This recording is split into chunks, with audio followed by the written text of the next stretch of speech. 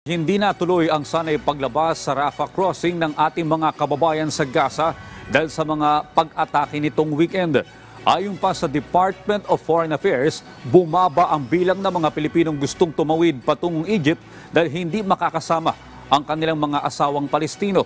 Si Bea Bernardo sa sentro ng balita. Hindi nagbukas ang Rafah border sa pagitan ng Gaza at Egypt. Ayon sa Department of Foreign Affairs, nagkaroon ng pag-atake malapit sa border ng Egypt kaya't sinuspinde ang sanay pagdaan dito ng mga foreign nationals kasama ang mga Pilipino. Dahil dito, nagtuturuan ng Israel at Hamas kung sino ang responsable sa nangyari. Sabi ni Foreign Affairs Undersecretary Eduardo de Vega, nasa 20 Pilipino sana ang makakatawid na sa border. Una nang inanunsyo ng kagawaran na binigyan ng Israeli government ng clearance ang nasa 136 na Pilipinong naiipit sa gera sa Gaza na dumaan sa Rafah border crossing.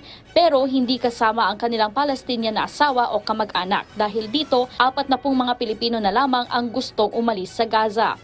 Now, there may have been security issues or other issues that explain why no Palestinian spouse was allowed.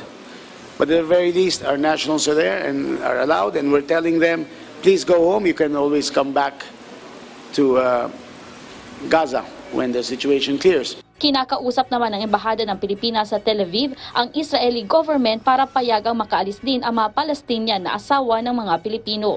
Tuloy-tuloy naman ang repatriation ng mga Pinoy mula sa Israel at Lebanon. Kahapon ay may dumating ng 6 mula sa Lebanon at 8 pa ang inaasahan sa Miyerkules. Ayon sa DFA, whole of government approach ang ginagawa nilang pagtulong sa mga Pilipinong naiipit sa gera. Isa sa pinangangambahan ng marami ang paglawak ng digmaan sa pagitan ng Israel at Hamas kung sasali ang Iraq at Iran. Pero sabi ng kagawaran, handa ang embahada kung dumating sa ganitong sitwasyon. Matagal na may contingency plan itong mga embahada kasi palagi naman volatile yung situation doon. Bea Bernardo para sa Bayan.